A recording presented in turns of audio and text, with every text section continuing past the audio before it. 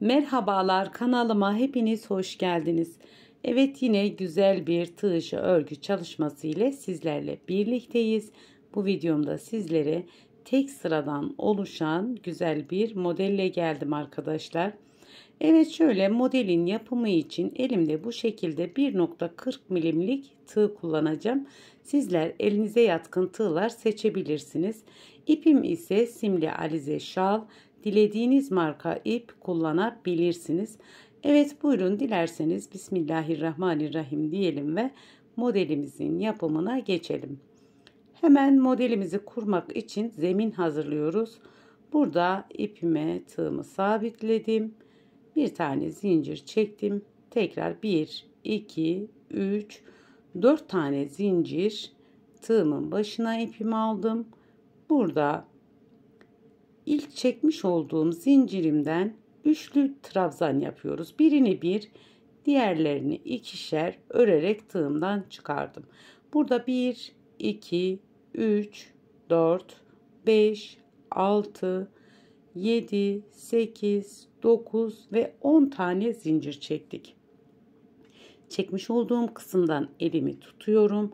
Artı 1, 2, 3, 4 zincir daha ekledim. Tığımın başına ipimi aldım.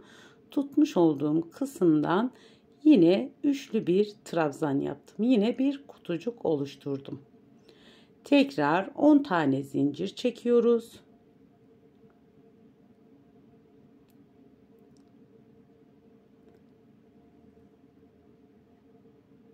Evet, 10 zincirimi çektim. Yine elimi tutmuş olduğum kısımdan 4 tane daha zincir ekledim. Tekrar trabzan yaptım. Yapacağınız örgünün enine göre istediğiniz uzunluğa gelesiye kadar bu şekilde zemin hazırlayabilirsiniz. Hemen burada dilerseniz modelimize başlayalım. 1, 2, 3, 4 zincir çektim. Burada modelimize başlıyoruz. Tığımın başına 2 defa ipimi aldım. Burada hemen ilk yapmış olduğumuz kutunun içine trabzanımı uzattım. Bu şekilde 1, 2, tığımın başına ipimi aldım. 1, 2, 3, yani üçlü bir trabzan. Tekrar ikişer ikişer tığımdan çıkardım. Uzun trabzanlar yaptık. Evet, 4 tane trabzan yaptık. Bu şekilde üçlü trabzan yaptık. Burada 1, 2, 3, 4, 5, 6, 7 tane zincir çektim. Hemen bu 10 tane çekmiş olduğumuz zincirimizi ortalıyoruz. 4 tane zincir sayıp 5. zincirimin içine sık iğne olarak battım. Tekrar burada hemen şöyle göstereyim. 1, 2, 3, 4, 5 tane zincirimi çektim. Buraya küçük bir yaprak oluşturacağız. Hemen ipimi tığın önüne aldım. Bu şekilde. Burada hemen ikinci zincirimden ilmek çıkartmaya başlıyorum. 1, 2, 3, 4 tane ilmek ve 5.'yi hemen bu kısımdan çıkartıyoruz. Evet, bu şekilde. Bunları birer birer tığımdan tunus işi örer gibi çıkartıyorum arkadaşlar. Her birini birer birer örüyorum. Evet, yaprağın yarısını oluşturduk. Şimdi hemen geriye çeviriyorum. Yine ipimi tığımın ön kısmına alıyorum. Burada çıkarmış olduğumuz karşılıklardan yine tekrar 1, 2, 3, 4 ve 5.'yi yine en dipten çıkartıyoruz. Birer birer tığımızdan yine çıkartıyoruz. Evet, bu şekilde birer birer tığımdan çıkardım. Buradaki dolamış olduğumuz ipi de unutmayalım. Evet. Yaprağımız oluştu arkadaşlar. Hemen geriye döndüm. Çevirdim bu şekilde. Bu kenar kısmı bir tane sık iğne yapıyorum ki yaprağımız dönük olmasın.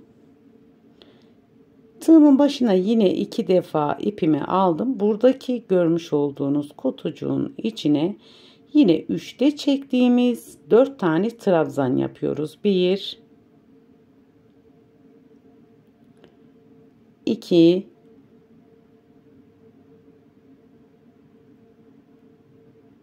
3 ve 4. Evet. Modelimizi bir kez kurmuş olduk. Şimdi yapmış olduğumuzun tekrarı 7 tane zincirimizi çekiyoruz. Buradaki zincirimi ortalıyorum. 4 tane zincir sayıp 5. zincirimin içine sık iğne olarak battım. Yine burada 5 tane zincirimizi çekiyoruz. Yaprağımızı oluşturuyoruz. Bir önceki yapmış olduğumuz yaprak gibi tekrar yaprağımızı oluşturuyoruz. Yine ipimi tığın önüne aldım. Hemen burada zincirimden başladım. 5 tane ilmek çıkartıyorum. 4 tanesini çıkardım. Yine bir tane de en dipteki kısımdan çıkarıp bunları birer birer örüyorum.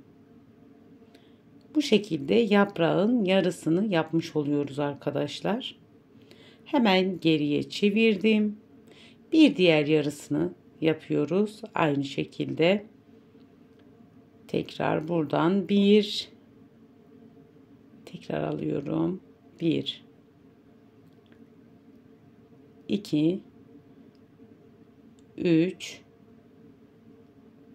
4 ve 5.'yi de en dipten alıp ikişer ikişer tığımdan çıkartıyorum.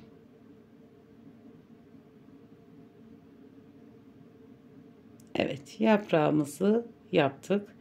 Yine elim ile döndürüyorum. Bir tane tepesine sık iğne yapıyorum. Tığımın başına 2 defa ipimi alıp kenar kısmını oluşturuyoruz.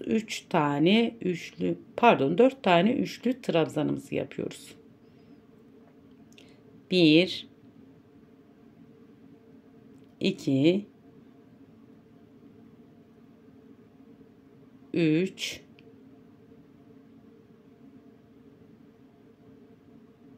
4.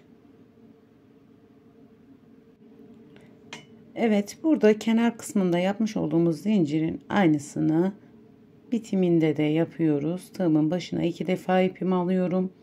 Yine bu kısımdan 3'te çektiğim trabzanımı yaptım.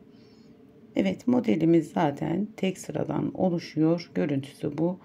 Şimdi ikinci sıramızda da aynı işlemi yapıyoruz. 4 tane zincir çekiyorum. Tığımın başına 2 defa ipimi aldım. Yine kenar trabzanlarımı yapıyorum. 4 tane zincirimle birlikte 5 kenar trabzanı oluyor. Evet, trabzanlarımı yapıyorum. Evet, tığımın başına ipimi aldım. 4. kenar trabzanımı yaptım. Şimdi burada tekrar ediyorum. 7 tane zincir çekiyoruz. 7 zincirimden sonra hemen buradaki 7 daha önceki çekmiş olduğumuz zincirin içine sık iğne olarak sabitliyorum. Şimdi buraya ise yaprağımızı yapıyoruz. 1 2 3 4 5 zincir çektim. Yine ipimizi aynı şekilde alıyoruz. Buradan 5 tane ilmek çıkartıyoruz.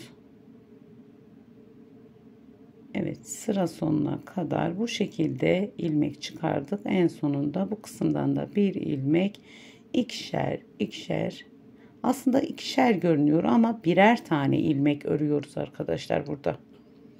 Birer ilmek çıkartıyoruz. Hemen geriye döndürüyorum. yaprağımızın bir diğer yarısını yapıyoruz. Yine ilmeklerimi bir önceki yapmış olduğum ilmeklerin karşısından çıkartıyorum.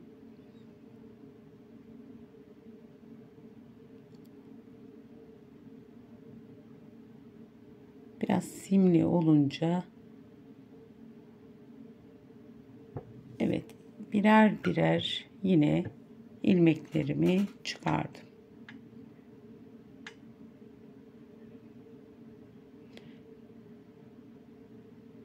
Hemen geriye döndürdüm. Bir tane sık iğnemi yaptım. Tığımın başına 2 defa ipimi aldım. Trabzan kısmını yapıyoruz. Yine aynı şekilde trabzanımı yapıyorum. Aradaki ara trabzanlarımızı aynı olduğu gibi yapıyoruz arkadaşlar.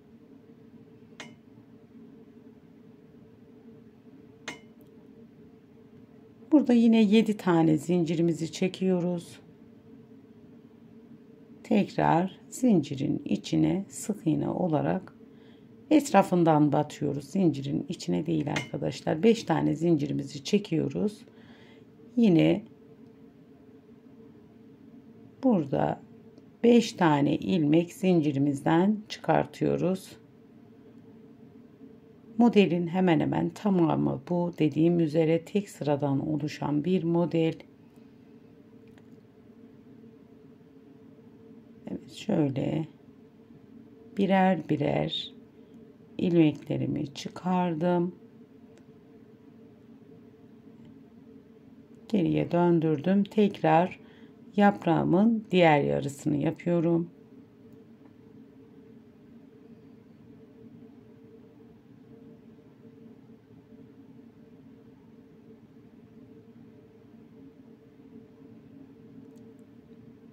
Evet, yine ilmeklerimi birer birer tığımdan çıkartıyorum. Geriye dönüyorum. Bir tane sık iğne ile sabitliyorum arkadaşlar. Tığımın başına yine 2 defa ipimi aldım.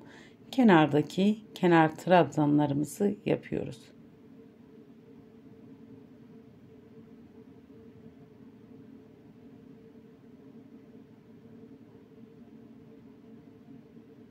Üçlü trabzanlarımızı yapalım. Yine kenardaki kenar trabzanımızı da yaptık. Kenarlarda beşer tane arkadaşlar. Evet, modelimizin tamamı bu.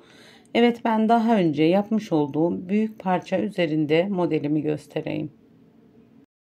Evet, modelimizin ilerlemiş hali bu şekilde. Bu modelden neler yapabiliriz arkadaşlar? Bu modelden eto şallar yapabiliriz, yelekler yapabiliriz, bluzlar yapabiliriz. Sizlerin yakıştırabileceği bütün tığ işi örgü alanında kullanabilirsiniz. Hemen şöyle modelimi tekrar sizlere göstereyim. Modelin görüntüsü gerçekten muhteşem. Umarım sizin de hoşunuza gitmiştir.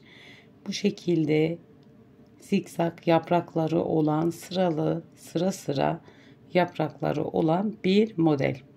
Evet arkadaşlar, bir videomuzun daha sonuna geldik. Bu aşamaya kadar beni izlediğiniz için teşekkür ederim. Bir diğerki videomuzda görüşmek dileğiyle. Allah'a emanet olun. Hoşça kalın. Kendinize iyi bakın.